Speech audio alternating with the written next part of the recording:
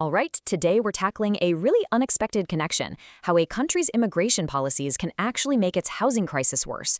We're going to look at two different countries, two very different approaches, but they both end up at a similar, kind of surprising outcome. Let's dive in. I mean, it's a question millions of us are asking, right? Whether you're trying to buy your first place or just find a decent apartment to rent, the market feels, well, it feels impossible. Prices are just soaring and there's nothing out there. It's a huge personal struggle for so many people, but it's also this massive system-wide problem. And to really get a sense of the scale here, check out this number. In the United States alone, the housing shortage is estimated to be 3.7 million units. I mean, that is just an enormous deficit. It's the core reason prices just keep climbing and climbing.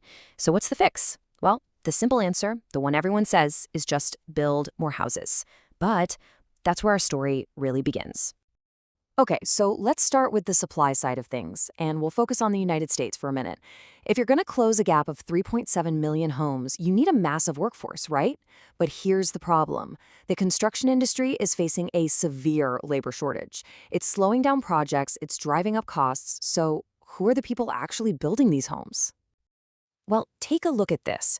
According to analysis from the Urban Institute, nearly a quarter, 23% of the entire U.S. construction workforce is made up of immigrants. That's huge.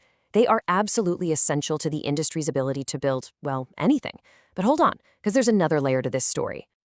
And this is where it gets really interesting. Research suggests that about half of those immigrant construction workers are undocumented. Now, this makes the entire construction labor force incredibly vulnerable to any changes in immigration policy. So what happens when those workers are removed? You know, the common assumption is, oh, well, other workers will just take those jobs. But the research, it shows something totally different.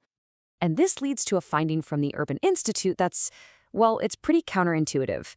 It turns out undocumented workers and U.S.-born workers generally don't compete for the same jobs. Instead, they complement each other. Think about that. Removing one group doesn't open up jobs for the other. It can actually destroy them. So how on earth does that work? Okay, picture a construction site, right? You've got all these different teams with different specializations. The research shows that undocumented workers often handle those really foundational, lower skill jobs, the general labor. But here's the thing. Without that general labor, there's literally no work for the higher skill specialists like plumbers and electricians who are more often US born. I mean, if you can't get the foundation poured, you can't exactly hire an electrician to wire a house that doesn't exist yet, right? So the key takeaway is this: a labor shortage in one area creates a total work stoppage for everyone. All right, so that's the supply side, how immigration policy can mess with our ability to even build new homes. Now, let's totally switch gears. We're going to jump across the pond to the United Kingdom and look at a different problem, the challenge of just accessing the homes that are already there. So in the UK, they introduced this policy called right to rent. Now, on the surface, the goal sounds pretty straightforward. Make sure that only people who have a legal right to be in the country can rent a home. But the way they do it, well, it basically turns every single landlord and letting agent into an unofficial immigration officer. And this really shows you what a burden it is. Landlords are legally on the hook to check the documents of every single applicant, not just people they think might be foreign.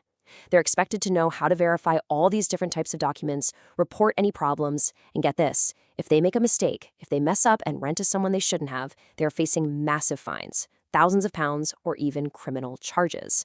That is a huge risk to put on an ordinary person. So what do you think happens when you put that kind of pressure, that kind of risk on landlords? You might think it just achieves the policy's goal, right? But the research shows that the real world's consequences were something else entirely. Yeah, check this out. The UK's own High Court found this massive gap between what the policy intended and what it actually did.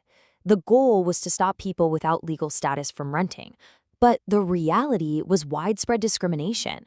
The court literally found that the whole scheme makes it way harder for anyone who is an ethnic minority or a foreign national to find a home, even if they have a perfect legal right to be there. And a study from the ISA Institute of Labor Economics actually put a number on it. It's fascinating. Researchers had people with British accents and people with foreign accents call up to ask about renting a place. And the result? The callers with non-UK accents had a 13% lower chance of even getting a viewing. It seems like when faced with all that complicated paperwork and the risk of a huge fine, some landlords just take the easy way out. They rent to someone who they assume has a British passport. But here's the part that's really wild, the most surprising detail from that study. The discrimination wasn't worst in neighborhoods with lots of immigrants, it was worst in neighborhoods with the fewest. And this suggests the problem might not even be malice, it might just be unfamiliarity. Landlords in less diverse areas just haven't seen as many foreign documents. They're afraid of making a mistake, so they're more likely to just avoid the situation altogether by not renting to non-UK applicants. Okay, so let's pull back for a second. We've got two completely different stories here, right? In the US, you've got immigration enforcement policies that threaten the very labor supply you need to build new houses.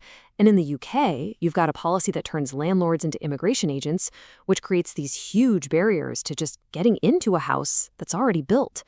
It's time to connect the dots.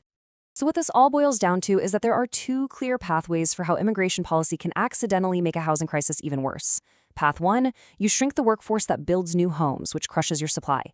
Path 2, you create these administrative nightmares that lead to discrimination, which restricts access to the homes you already have. Either way, both roads lead to the same place. It gets harder and harder for people to find a place to live. And all of this leaves us with one last really big question. When governments design policies to tackle one super complex issue like immigration, how often do they end up creating a whole new crisis in a totally different area like housing, without even realizing it? The evidence we've looked at today suggests it's a connection we really can't afford to ignore. Thanks for joining me.